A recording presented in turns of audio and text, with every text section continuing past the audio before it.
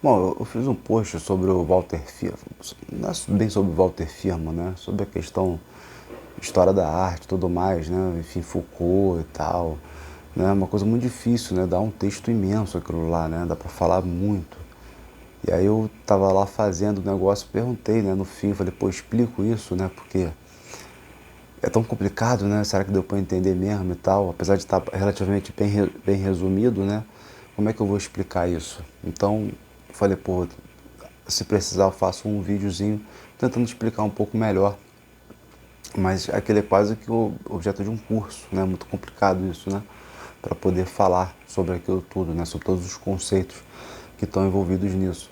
Mas eu lembro de quando desculpa, quando o Deleuze, né, no livro dele sobre o cinema, Cinema 2, A Imagem e Tempo, quando ele vai falar sobre o cinema no terceiro mundo, vai falar da Marguerite Duras, ele vai dizer que existe uma disjunção, né, entre o áudio e o visual. Uma coisa é a imagem na tela, né, a imagem filmada, e outra coisa é o que é narrado. Ele vai falar de uma imagem visual e de uma imagem sonora. Tem uma disjunção, né, que uma coisa não tem nada a ver com a outra, se liga, mas se liga através de uma linha de racionalidade. Isso tem relação com o que Foucault vai ver na cisão, né, do modelo representacional clássico da história da arte, quando no prefácio a palavra e as coisas, ele vai falar do quadro Las Meninas, do Velázquez, que existe um deslocamento ali, o rei não está mais no centro, está o artista no centro, né, de frente para quem ele estaria pintando, né, ou seja, essa pessoa que ele está pintando está relativamente elidida do quadro, ou seja, quem é essa pessoa que ele pinta, né, e é como se também como se ele tivesse se colocado na cena, em cima da cena da pintura, então como se o sujeito, né, passasse a aparecer no quadro, esse sujeito anônimo que está olhando, ele participa do quadro porque ali é como se ele estivesse olhando os bastidores do quadro. Então ele vê ali uma espécie de cisão que começa a abrir as duras, né, o enquadramento duro, né, dos pressupostos da representação artística durante o Renascimento e o absolutismo. E isso vai chegar a um ponto muito mais evidente nas vanguardas, né, no impressionismo, e depois ele vai fazer o textinho dele sobre o Magritte, né, ele vai ver as figuras, né, dos quadros, por exemplo, do Manet, ganhando autonomia, né, como se elas quisessem se desprender do quadro. Isso é uma questão.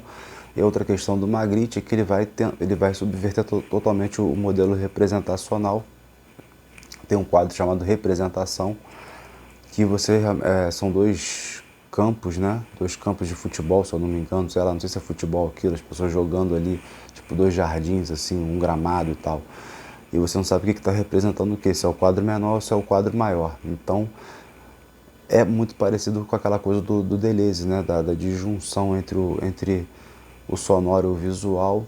O que tem a primazia no cinema, o visual ou é o sonoro? O que tem a primazia no quadro, aquele quadrinho menor que serviria de modelo para um quadro maior, ou seria o quadro maior que seria uma vista que está sendo representada no quadro menor. São duas ordens, né? Tem uma relação com o que o Deleuze fala, porque são duas ordens completamente diferentes. Elas podem ou não se casar, né? Mas elas estão elas estão numa linha de racionalidade. Ok, o que isso tem a ver com o Walter Firmo?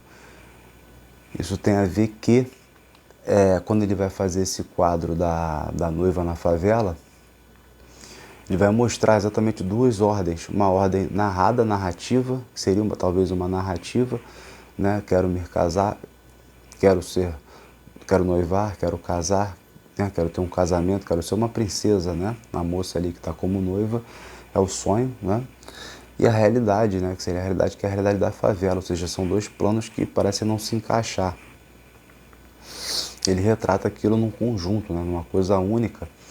E aí me faz lembrar a tese da Maria Rita Kell, quando ela fala do bovarismo, que como se o brasileiro tivesse um mal, né? Esse mal seria o bovarismo. Ela vê o bovarismo como um mal. O bovarismo foi objeto de estudo científico e tal. Eu esqueci agora o nome do autor que escreveu no século XIX sobre o bovarismo, mas o bovarismo é da Madame Bovary do Flaubert. E É uma moça que lê muitos romances, né? E ela acaba tendo uma imaginação tão grande que ela entra numa linha de abolição, né? Numa linha de aniquilação, né? De se aniquilar, né? Acaba se auto-aniquilando de fato, né? Porque ela não consegue se prender a nenhuma realidade, né? Ela, a super sonhadora, deixa de ser uma espécie de anti-heroína, né? Romântica, né? E aí é isso, essa imaginação que se exacerba para acima da realidade. E o brasileiro, como se ele tivesse, por exemplo, o Policarpo Quaresma, né, lá do Lima Barreto, é um caso de bovarismo. A Rubião, do Machado de Assis, também é um caso de bovarismo. Aí não veio no caso ali do Rubião, que é um cara que era pobre e tal, ficou rico repentinamente, chegou aqui chegou na corte no Rio de Janeiro, enfim, meio que não entendeu nada. E parece até que Machado de Assis está sacaneando esse caipira, né? Tem essa coisa, parece um humor um pouco perverso do Machado de Assis. Como se esse pobre não pudesse ser rico, né? Como se esse pobre também não pudesse sonhar como o Rubião sonha. Enfim, ele vai descaracterizando esse sonho.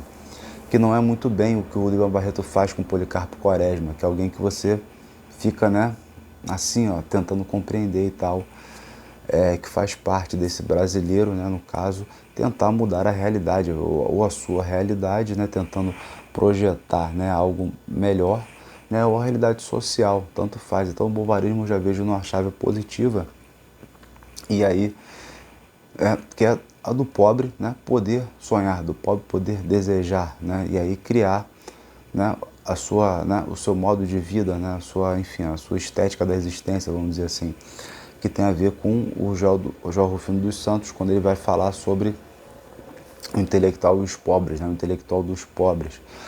E como esses intelectuais dos pobres e os intelectuais pobres também, né, tem algumas sutis diferenças aí, mas geralmente os intelectuais dos pobres também são pobres, Paulo da Portela, o Ney Lopes, enfim, o Adoniran Barbosa, ele tem uma série de outros intelectuais que ele elenca. Eles vão criar uma situação, né, de abundância no meio da escassez, né, de sonho, né, no meio da escassez.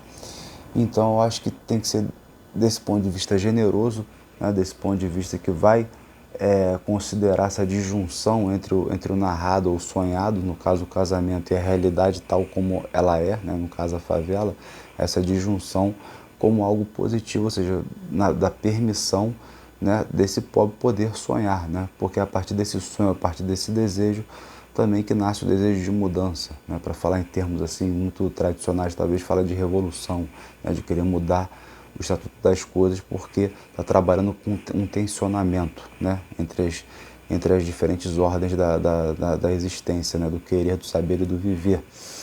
Então, eu acho que é isso, né, esse tensionamento que a gente vê na pintura, na fotografia do Firmino, é muito boa como retrato do Brasil e muito boa como algo que mostra, né, essa liberdade do querer, né, do pobre, né, a situação de você poder não querer castrar, frustrar, né, e tentar compreender, dialogar, trabalhar em conjunto, viver junto com essa realidade, que eu não vou tentar falar aqui o que é o pobre, o rico, o intelectual, o contente, o intelectual iracundo, o intelectual dos pobres, tudo no João Rufino, que é uma coisa grande. Eu já até gravei um negócio, enfim, sobre isso, mas não cabe aqui.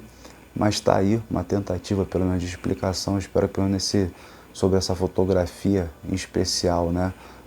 Agora, fazendo o link com a questão do bovarismo, eu tenho conseguido explicar da maneira mais satisfatória o que eu comecei a falar lá naquele postzinho cheio de desenhos e tal, e de fotos. Valeu? Um abraço.